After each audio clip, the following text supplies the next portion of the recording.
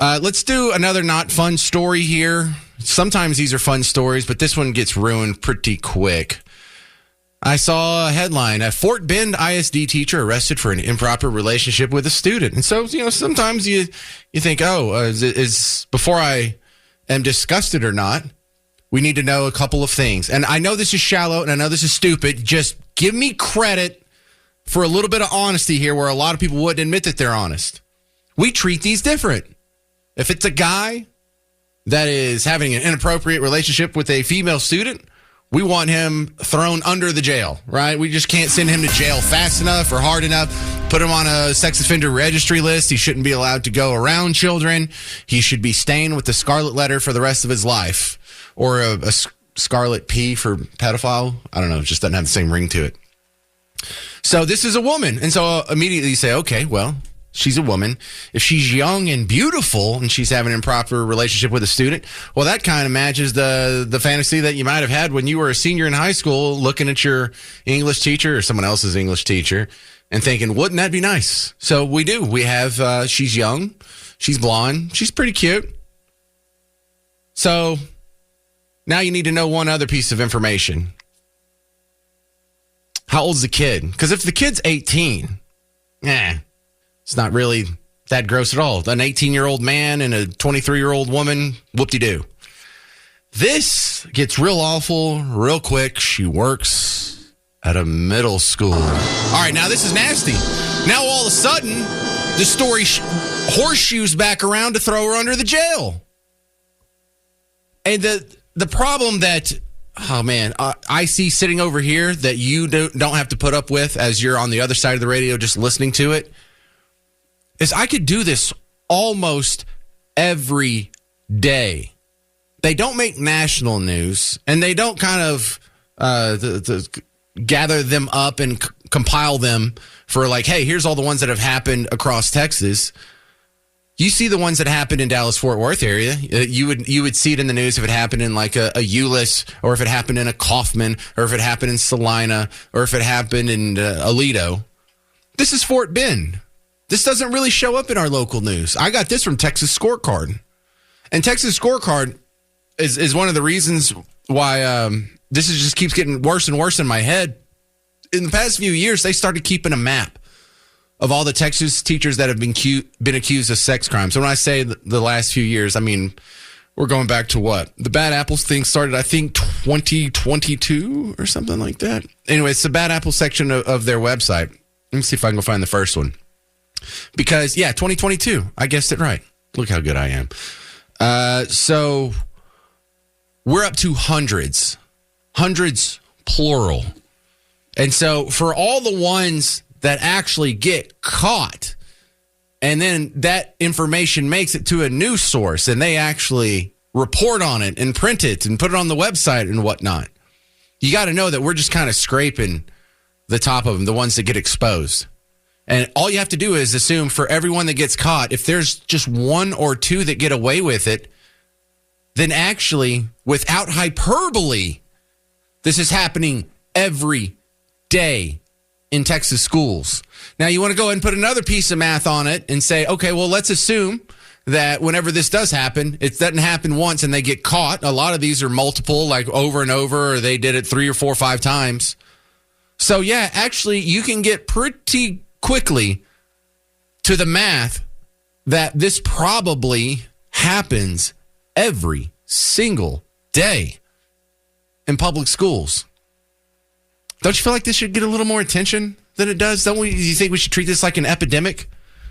Don't you think we should, I don't know if we should be rioting and burning buildings or even protesting in the street or meeting at Dealey Plaza with some foam core signs and some media press releases. But remember, the whole George Floyd riot, all this Michael Brown, and anytime they talk about how the cops are just indiscriminately killing unarmed black men for sport and getting away with it, that happens on average about 15 to 19 times a year. And that's considered a big enough problem that we have to put end racism in the end zones in the NFL for 3 or 4 years. I think they're going to quit this next year. They didn't do it in the Super Bowl. They put like, it takes all of us or something else kind of neutral like that. But look at how much they've hyped up such a small, and it's important. Every life counts. 15 is too many. But for something that happens about 15 to 19 times a year, unarmed black men being killed by police, versus what's going on with students having inappropriate carnal knowledge of teachers on a daily basis in Texas, I think we have a disparate reaction to that. That's a problem. I don't know what the answer is. What, are we just supposed to get more mad at that or less mad at the George Floyds of the world? Maybe a lot of both. But that's really starting to bother me. Like, if I think it's just because I see it every day. Maybe I just need to get away from it, take more vacations or whatever.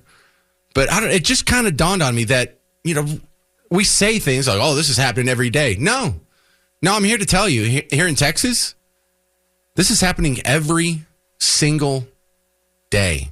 But let's take a wide lens at what's going on, because there's still a lot of news happening in the foreign policy front, and a couple of hot spots we'd like to check in with David Hamilton on a regular basis from America's Future series. Can we go through our hotspot review here, David?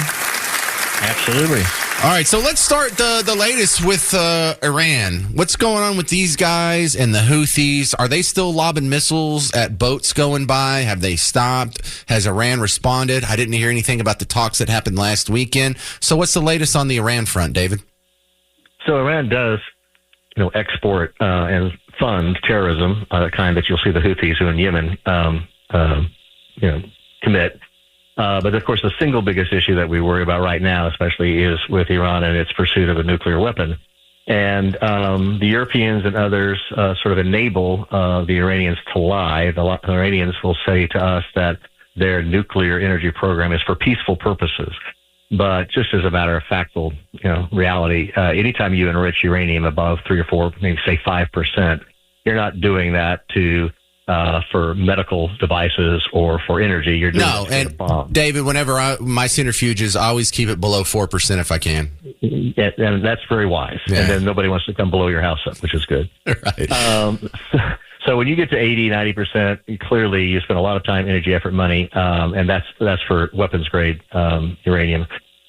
So we all need to be really cognizant of the fact when we hear these stories that there's a certain amount of misinformation and enabling that goes on around the world, and they don't get called on the fact that they're lying, that they are doing this to create a bomb and to use the bomb. Well, David, why did they lie about it? Why can't they just say, listen, Pakistan has a bomb and they're not doing anything with it, and they're even more Islamic than we are? Yeah. I don't know, but it seems to play well in Peoria. That's a PR game they want to play, and there are people that want to believe that, so they'll take it up. Oh, no, it's just for peaceful purposes. No, it's not. Oh, I don't believe it's for peaceful purposes. I think they should just come out and admit, of course you want the bomb. Everyone would love to have the bomb. Why are you lying to us, Ayatollahs? Come on. Yeah. So, and I think we all know that if they had one, since they've used every other form of terrorism, they would use these, and the Israelis have the capability to destroy these bunkers, these labs where they're building them, but the Israelis need us to provide cover after the fact. So this would launch a big,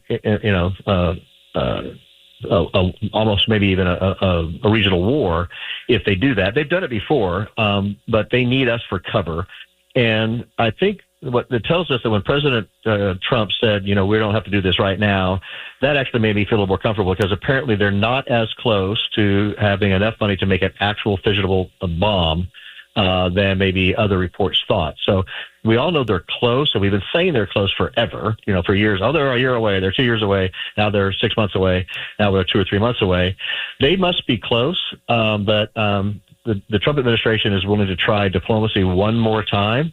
But I really do think in the next month or so, if they have not come to some sort of agreement, which involves the full disclosure, the dismantling, the inspection, et cetera, and perhaps even the purchase of these materials, there will have to be attacked by the Israelis, and they will probably do it with or without our help. So let's move on to Russia and Ukraine. I feel like these two boats are drifting further apart and not coming to a ceasefire. Well, I think you and I have both been very happy that at least we're trying to have a ceasefire. We're trying to have negotiations, et cetera. And before that, there was no discussion of this. And these negotiations take time. I think everyone would have agreed that it was very wishful thinking to think that one could solve this deep a conflict with this much loss, this much money involved, et cetera, in one day. But it is a noble goal for us to get people to the table and try to figure out what they need to do. I believe that we need to normalize ultimately relationship with both of these countries. With Russia needs to be our friend and not our enemy, especially when we think with regard to the Chinese. Right now, the Chinese are very, very happy to see the Russians and us and the Ukrainians all embroiled in this big controversy, spending all this money and this loss of life. They laugh at us every day. And I've shared with you on the show before that, Russia really isn't that big a threat to us economically, militarily, et cetera. So we do need to find common ground. And ultimately, if Russia was selling oil and gas to the Europeans, if they had their pipeline back, if they were allowed to keep some of the ethnically Russian and Russian-speaking territory, they could save face. Ukraine could be restored. Right now, we face the complete obliteration of an entire country and a culture and a people if we don't stop this soon. Can you give me 1 minute on what's happening with Israel and Gaza? I haven't seen any new updates on that, but I assume there's still stuff going on. Yeah, so I do appreciate your widening the aperture on what our audience talks about, et cetera, and we talk about here in the States. This ongoing conflict still goes on. There are still holdouts. They still have prisoners. And my biggest issue is that Egypt still refuses to allow refugees out. This entire problem could be solved, largely could be solved if the human shields that are in Gaza could be allowed to go up to the south and maybe to go to other areas so that the Israelis could actually come in and get the murderous Hamas leaders out of there. The biggest problem is people have not put enough pressure on Egypt or others to allow the refugees out. They've said somehow America and Israel are the problem. Those people could be brought to safety and this problem resolved in Gaza if enough pressure was put on Egypt. You got an event coming up in 3 weeks? We do. We're starting the launch of a new program at the University of North Texas. The University of North Texas is creating a National Security and Economic Strategy Center, and I'm going to be its executive director. We're launching that. Have a nice event out there at Circle T Ranch, which is the Hillwood Perot Event Center, on national security and economic strategy, and that information is on our website.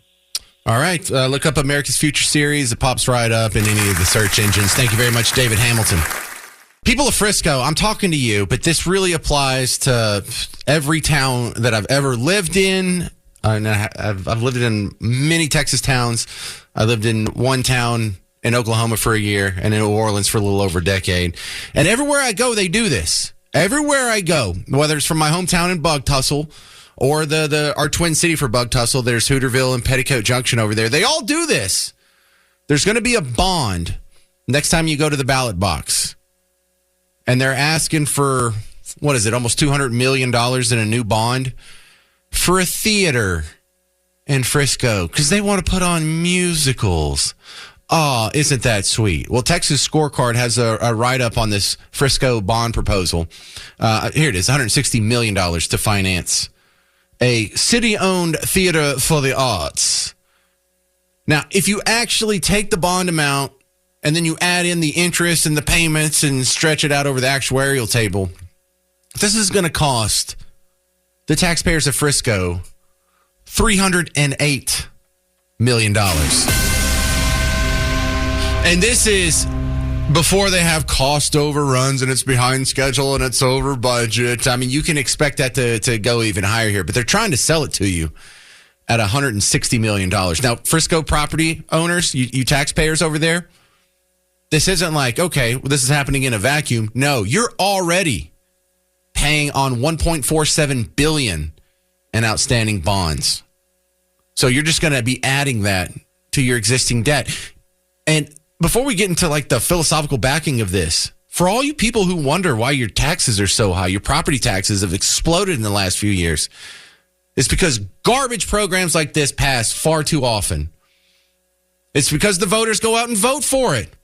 Every time you hear something free or something new or something restored or revitalized, there's a downtown revitalization project that Alan's trying to do right now. This is coming out of your backside. You're paying for it. Everything that's listed as free or revised, you're paying for it. This is coming out of your check.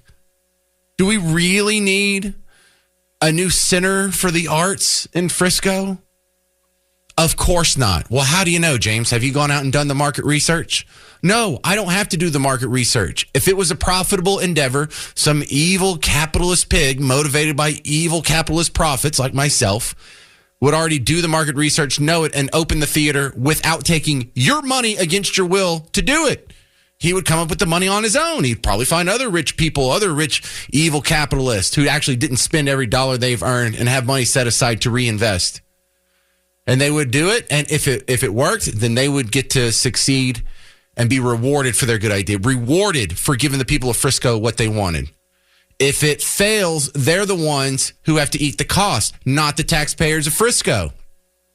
No, the market has already decided we have enough theaters in Frisco.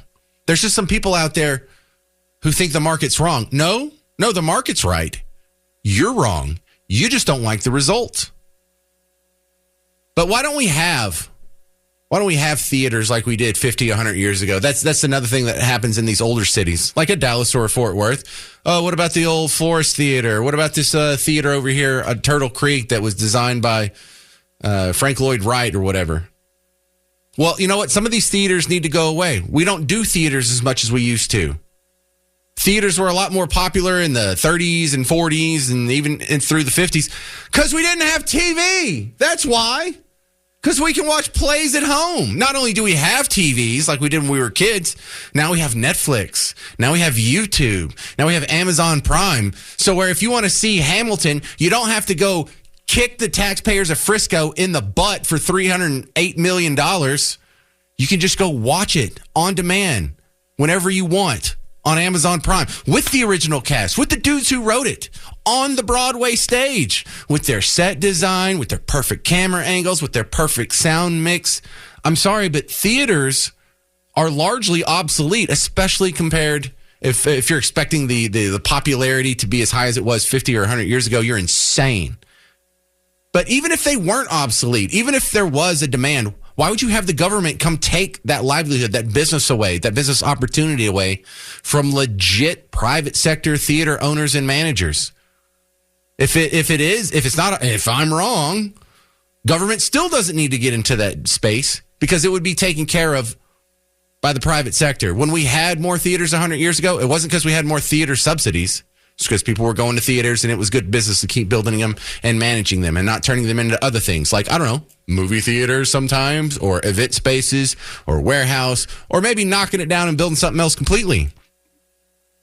But the thing I find completely frustrating about this is aside from this show and this station and just a handful of exceptions, everywhere I go, in every town, whether it's in Austin or Tyler or Longview or Dallas or Fort Worth or Oklahoma, New Orleans, all of the TV stations always love these.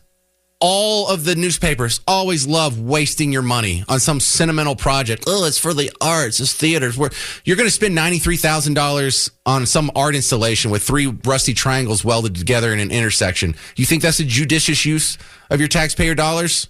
No. Well, the media around you at the local level always celebrates it.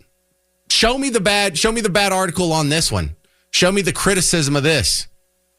Every new project that just wastes your money, they love it. Oh, let's build a choo-choo train from Dallas to Houston. What a great idea. No, terrible idea. You remember, what was that, 10 years ago when they're like, hey, let's build some rapids in downtown Dallas on the Trinity River and so people can come get in an inner tube and go down that nasty river downtown?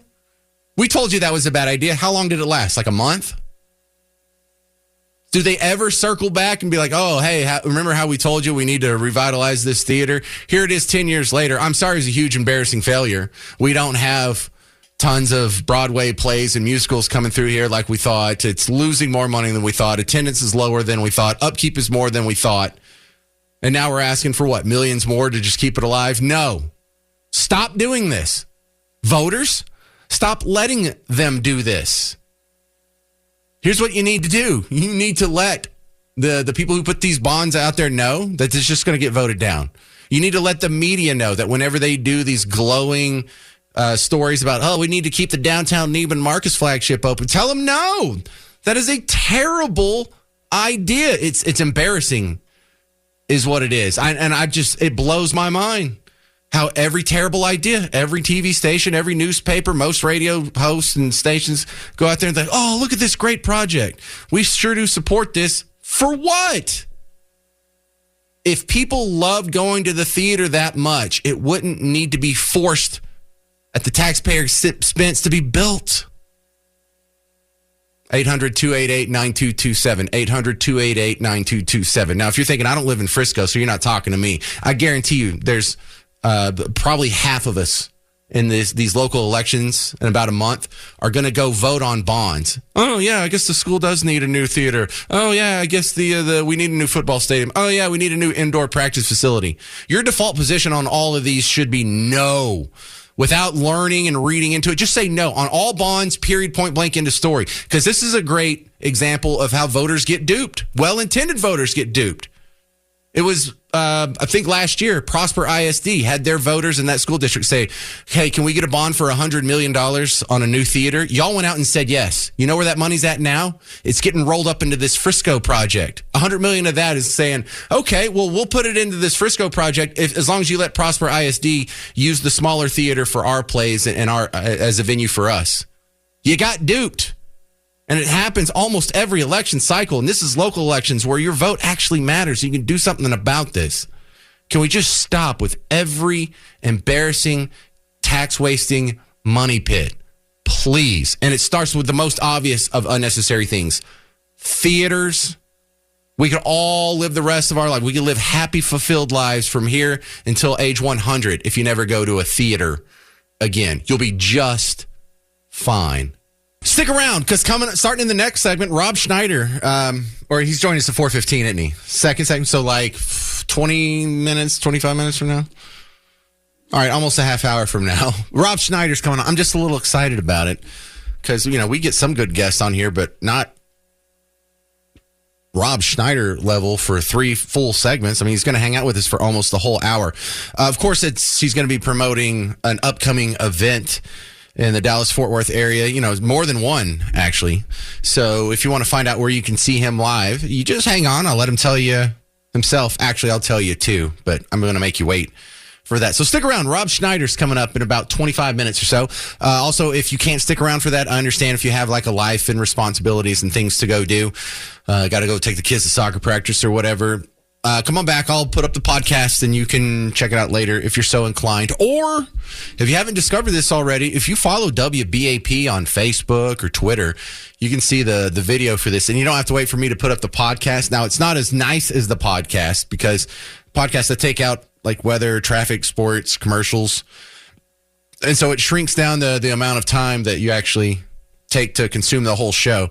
So there's a big advantage there. But something else cool that we're doing is Rob Schneider's going to be here and play along on today's episode of Name That Artist.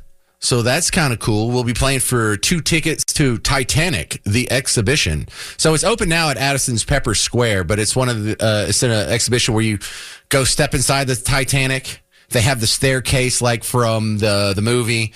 I saw some friends actually saying, hey, look, here's some pictures of us on the Titanic. And, obvious jokes. I don't think you're really on the Titanic there. But no, it really does look like the movie. And so if you have some really old clothes, like some suspenders from 1913 or whatever, you could, dress the part and make a whole period piece out of it. But I think it's really cool because you and I didn't know the Titanic, but we certainly know the movie. And so they even do it from that camera angle where it's the bottom of the steps and at the left and you're kind of looking up and you see like Jack waiting for Rose up there. But they actually do have some stuff from the actual ship there. Over 350 artifacts. TheTitanicExhibition.com is the website. And if you're not around for Name That Artist, TheTitanicExhibition.com. But that's a heck of a prize, too. So if you're interested in that, that's what's on the table for Name That Artist. I also had a lot of feedback I wanted to get to before we jump into this last hour here. Some people are still replying to what was going on with the press conference that was held yesterday with Dominic Alexander. And, he's part of the Carmelo Anthony defense team. I don't think he's their actual lawyer because he's just been a political activist. And I don't know what he even does by trade. But something interesting happened because people have been sending me links and documents. Like, here's what this guy's done in the past and check out this dude's record or whatever. Well, y'all all got blown away. I appreciate every email that came to James at WBAP.com. But it was a few minutes ago, I looked up, and on one of the monitors, on one of the TVs here, one of them's on Fox News. And on the Will Cain show, at the top, I saw Dominic Alexander criminal record. And it took up the whole screen. It was like a 2-column graphic here where it says Carmelo Anthony family spokesperson. And then they list a bullet point of, what's this, 14 different charges on his criminal record. Felony injury to a child, forging a check, leading police on a high-speed chase, stealing a car, falsely claiming a car was stolen, offensive physical contact. I've never heard of that one. Offensive physical contact? Isn't that like battery or assault or... I don't know. Maybe it just smelled really bad. Probation violations. I guess leaving the state without telling your probation officer. Felony theft of property between $2,500 and $30,000. Felony assault causing serious bodily injury. I think that was the shaken baby one, but I'm not sure. Misdemeanor assault, continuous violence against the family. Theft, making a false report, and evading arrest. See, the word's getting out. It's not just us here in North Texas that know all about this guy. This was on Fox News. This is on the Will Cain show. And it's cool to see some of our buddies get credited at the bottom. Dallas Express, Dallas Observer, a couple of TV stations here. Round of applause. We gave you the exclusive yesterday.